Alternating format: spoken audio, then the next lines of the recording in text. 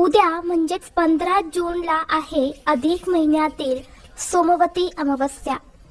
जेव्हा अमावस्या तिथी ही सोमवारी येते तेव्हा त्या अमावस्येला सोमवती अमावस्या असे म्हटले जाते। आपल्या हिंदू धर्मात अमावस्येचा दिवस हा अत्यंत पवित्र आणि महत्त्वपूर्ण मानला जातो आणि या वर्षातील म्हणजेच 2026 मधील ही पहिलीच सोमवती अमावस्या अधिक मासामध्ये येत आहे, ज्यामुळे तिचे महत्त्व अधिकच वाढते। या दिवशी भगवान शिव देवी पार्वतीची पूजा केल्याने सुख समृद्धी प्राप्त होते आणि सर्व इच्छांची पूर्तता होते अशी धार्मिक मान्यता आहे।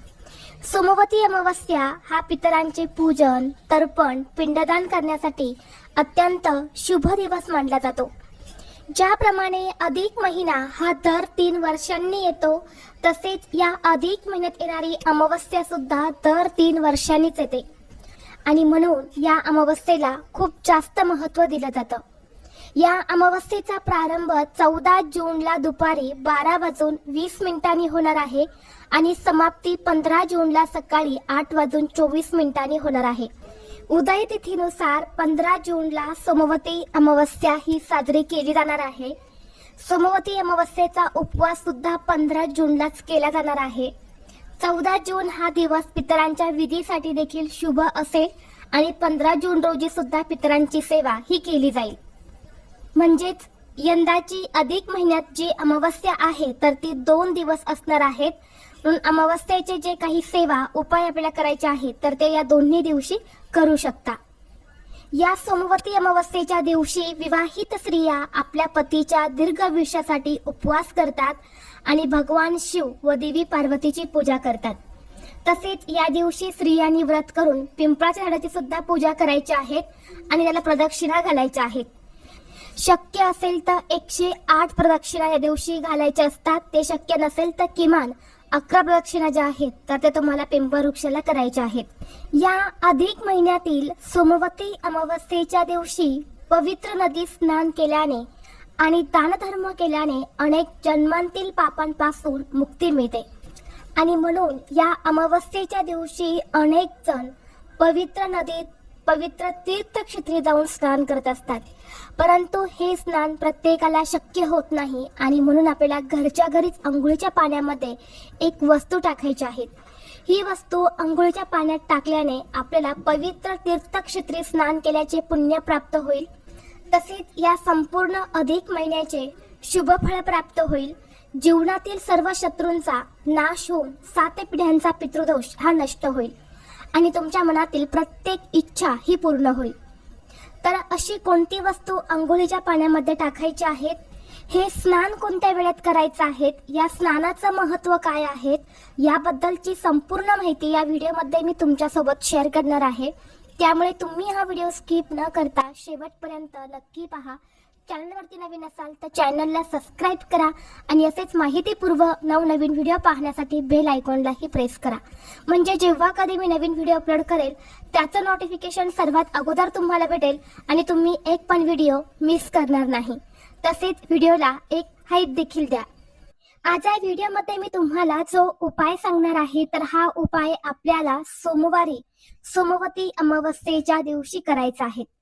अगदी ब्रह्ममुहूर्तावरती उठून हे स्नान तुम्हाला करायचं आहे, कारण या सोमवती अमावस्येचा जो स्नानाचा शुभ मुहूर्त आहे तर तो सकाळी 4:04 पासून ते 4:44 पर्यंत असणार आहे।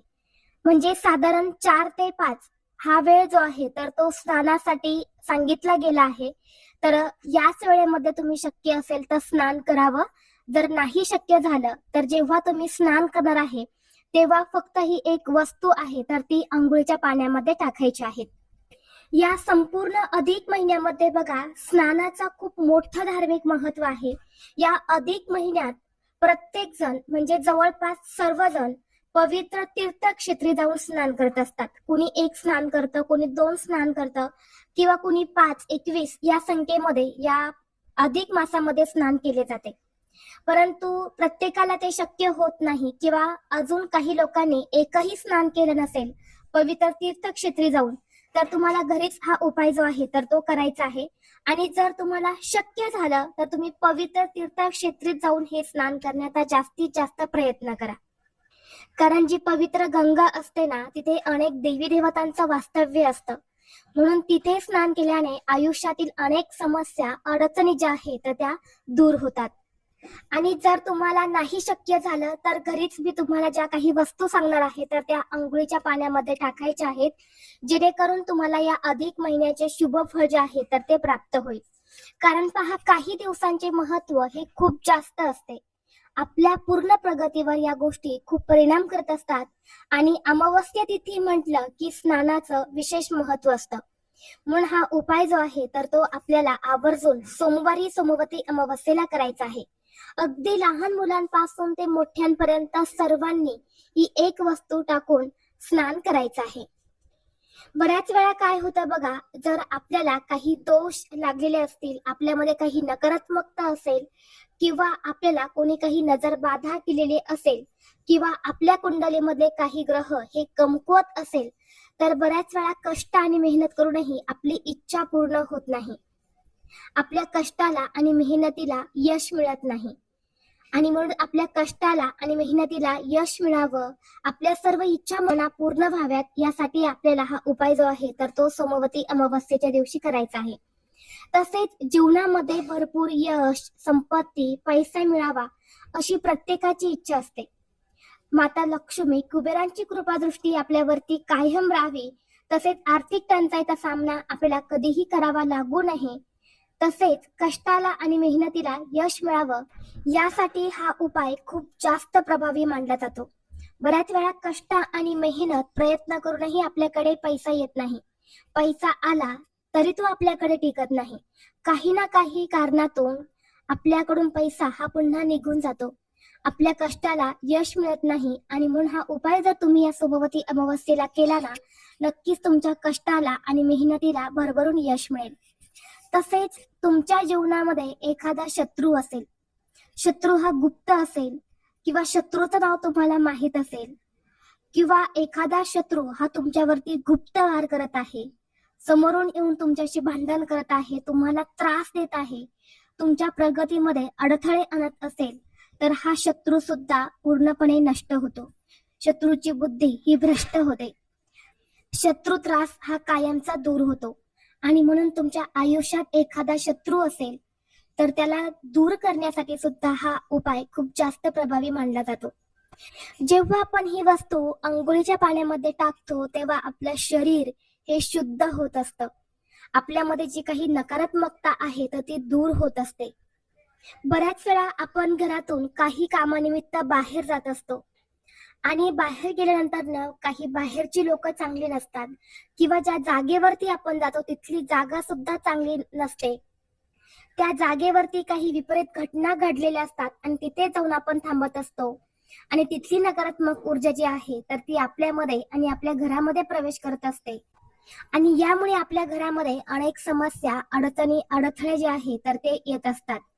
आणि म्हणून अमावस्येच्या स्नानाला खूप महत्व जे आहे तर ते दिलं जातं. कारण अमावस्येचाच हा एक असा दिवस असतो जो महिन्यातून एकदा येतो. महिन्याच्या शेवटी हा दिवस येतो. आणि तो दिवस नकारात्मक शक्ती, वाईट शक्ती, नजरबाधा दूर करण्यासाठी खूप जास्त प्रभावी दिवस मानला जातो. आता हा उपाय करण्यासाठी तुम्हाला सोमवारी सकाळी लवकर उठायचं आहे. उठल्यानंतर एका वाटीमध्ये थोडंसं मीठ घ्यायचं आहे. शक्य असेल तर काचेची वाटी घ्या, नसेल तर स्टीलची घेतली तरी सुद्धा चालेल. त्या वाटीमध्ये तुम्हाला एक मूठभर खडे मीठ घ्यायचं आहे किंवा बारीक मीठ घ्यायचं आहे. यानंतर ही वाटी आपल्या घरातील प्रत्येक व्यक्तीवरून तुम्हाला डोक्यापासून ते खाली पायापर्यंत 7 वेळा उतरवून घ्यायची आहेत. आणि यानंतर ही मिठाची वाटी जी आहे तर ती आपल्याला बाथरूम मध्ये नेऊन ठेवायची आहे. आणि घरातील प्रत्येक व्यक्तीने त्या मिठाच्या वाटीतून एक चिमूटभर मीठ आपल्या अंघोळीच्या पाण्यामध्ये टाकायचं आहे आणि त्या पाण्यात तुम्हाला स्नान करायचं आहे. आता या मिठासोबतच तुम्हाला अंघोळीच्या पाण्यामध्ये थोडंसं गाईचं कच्चं दूध सुद्धा टाकायचं आहे. आता कच्चे दूध म्हटलं की बऱ्याच जणांना प्रश्न पडतो, नेमकी कच्चे दूध म्हणजे नक्की कोणते दूध? तर कच्चे दूध म्हणजे गरम न केलेलं दूध असतं, तर त्याला गाईचं कच्चं दूध म्हणतात. तर ते थोडंसं दूध तुम्हाला अंघोळीच्या पाण्यामध्ये टाकायचं आहे. कारण सोमवारी दुधाचं खूप मोठं धार्मिक महत्व आहे. या दिवशी पांढऱ्या वस्तूंना खूप महत्व दिलं जातं आणि जेव्हा आपण या सोमवती अमावस्येला अंघोळीच्या पाण्यामध्ये दूध मिसळून अंघोळ करतो, तेव्हा लक्ष्मीची कृपा जी आहे तर ती प्राप्त होते आणि सौभाग्य वाढते. म्हणून थोडंसं गाईचं दूध सुद्धा टाकायचं आहे. यासोबतच चिमूटभर काळे तीळ सुद्धा टाकायचे आहेत. कारण काळे तीळ ही पितरांचे प्रतीक मानले जातात आणि या सोमवती अमावस्येच्या दिवशी अंघोळीच्या पाण्यात काळे तीळ टाकून स्नान केल्याने पितृदोष शांत होतो आणि नकारात्मक ऊर्जा ही दूर होते. कारण काळे तीळ हे पितरांना अत्यंत प्रिय आहेत. म्हणून थोडेसे काळे तीळ हे सुद्धा तुम्हाला अंघोळीच्या पाण्यामध्ये टाकायचे आहेत. यानंतर सगळ्यात महत्वाची वस्तू म्हणजे गंगाजल. तर 1 चमचाभर गंगाजल हे सुद्धा अंघोळीच्या पाण्यामध्ये टाकायचं आहे. कारण आपण पवित्र तीर्थक्षेत्री जाऊन स्नान करू शकत नाही, पण थोडंसं गंगाजल हे आपण अंघोळीच्या पाण्यामध्ये टाकलं तर पवित्र तीर्थक्षेत्री स्नान केल्याचे पुण्य मिळते. तसेच पवित्र गंगेसारखं आपलं शरीर शुद्ध आणि पवित्र होत असतं. म्हणून थोडंसं गंगाजल टाकायचं आहे. आता हे गंगाजल जर तुमच्याकडे पवित्र गंगेचं पाणी असेल तर ते टाकू शकता. नसेल तर जिथे कुठे पूजा साहित्य मिळते तिथे फक्त 10 रुपयांना 15 ml ची गंगाजलची बॉटल मिळते. ते आणून सुद्धा तुम्ही अंघोळीच्या पाण्यामध्ये टाकू शकता. यानंतर तुम्हाला या पाण्याने स्नान करायचं आहे आणि स्नान करत असताना तुम्हाला ओम नमः शिवाय किंवा ओम नमो भगवते वासुदेवाय या मंत्राचा जप करावा.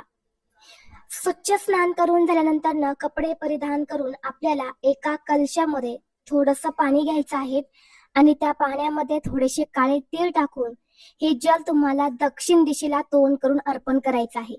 कारण दक्षिण दिशा ही पितरांची दिशा असते आणि सोमवती अमावस्या ही आपल्या पितरांना समर्पित असते. त्यामुळे असे काळे तीळ घालून त्यांना हे जल अर्पण केल्याने ते अतिप्रसन्न होतात आणि घरातील पितृदोष जो आहे तो सुद्धा दूर होतो आणि त्यांचा आशीर्वाद आपल्या संपूर्ण कुटुंबाला मिळत असतो. यानंतर या दिवशी आपल्या देवघरातील देवांना शांत करायचं असतं. म्हणून त्यांच्यावर पंचामृताने अभिषेक केला जातो.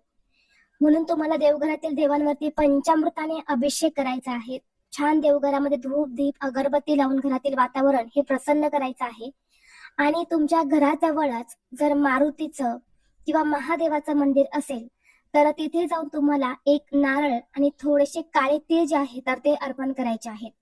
या दिवशी शिवलिंगावरती किंवा हनुमानाच्या मंदिरात नारळ आणि काळे तीळ अर्पण केल्याने आपल्याला प्रत्येक कामात यश मिळते. आपली अडकलेली कामे पूर्ण होतात आणि सर्व इच्छा मनोकामना ह्या देखील पूर्ण होतात. म्हणून हा एक उपाय सुद्धा तुम्हाला या सोमवती अमावस्येला करायचा आहे. त्याचबरोबर सगळ्यात महत्वाची गोष्ट म्हणजे अधिक महिन्याचा हा शेवटचा दिवस आहे. जर या अधिक महिन्यामध्ये तुम्ही कोणतीही सेवा केली नसेल तर कमीत कमी दीपदान तुम्ही नक्की करा. तुम्ही 33 दिव्यांचं दीपदान केलं तर अतिशय उत्तम. 33 दिव्यांचं शक्य नाही 33 वातींचं दीपदान करा. 33 वातींचं पण शक्य नसेल, तेवढा वेळच नसेल तर एक दिवा तरी नक्की तुम्हाला दीपदान जो आहे तर तो करायचा आहे. आता हे दीपदान कुठे करायचं तर हे दीपदान तुम्हाला एखाद्या मंदिरात करायचं आहे किंवा पवित्र तीर्थक्षेत्री जाऊन तुम्ही हे दीपदान करू शकता. म्हणजे गंगेच्या किंवा जिथे वाहती नदी आहे तिथे जाऊन तुम्ही हे दीपदान करू शकता किंवा तुमच्या घरीच जो पिण्याचा पाण्याचा माठ असतो तर तिथे हे दीपदान केलं तुम्ही तरी चालते किंवा आपल्या देवघरामध्ये सुद्धा तुम्ही दीपदान करू शकता. पण एक कणकेचा दिवा तयार करून तूप किंवा तेल घालून असा हा दिवा लावून तुम्हाला दीपदान जे आहे तर ते करायचं आहे. परंतु तुम्हाला शक्य असेल ना 33 दिव्यांचंच दीपदान तुम्ही करा. 33 कणकेचे दिवे तयार करा आणि त्यामध्ये लांब कापसाची वात घालून तेल घालून 33 दिवे प्रज्वलित करून आपल्या देवघरातील देवांना वावळून घ्यायचं आहे आणि देवघरासमोर हे तुम्हाला 33 दिवे प्रज्वलित करायचे आहे. बघा या अधिक महिन्यामध्ये जर आपण 33 दिव्यांचं दीपदान केलं तर आपल्याला 33 कोटी देवतांचा आशीर्वाद हा प्राप्त होतो. कारण या अधिक महिन्यामध्ये 33 कोटी देवता पृथ्वीवरती आलेले असतात आणि म्हणून त्यांना प्रसन्न करून घेण्यासाठी अधिक महिना हा खूप महत्वाचा मानला जातो. आणि म्हणून शक्य असेल तर 33 दिव्यांचं करा, नसेल तर 33 वाती घ्या, एकत्र करून त्या तुपामध्ये भिजवा आणि त्यांचं दीपदान केलं तरी सुद्धा चालेल. तर ही अत्यंत महत्वाची माहिती मला तुमच्यापर्यंत शेअर करायची होती. व्हिडिओ तुम्हाला आवडला तर लाईक करा, चॅनलवरती नवीन असाल तर सबस्क्राईब करा आणि हा व्हिडिओ आपल्या मित्र परिवारासोबत जास्तीत जास्त शेअर करा. चला तर मग भेटू असंच पुढल्या एका नवीन व्हिडिओमध्ये. तोपर्यंत सर्वांना श्री स्वामी समर्थ.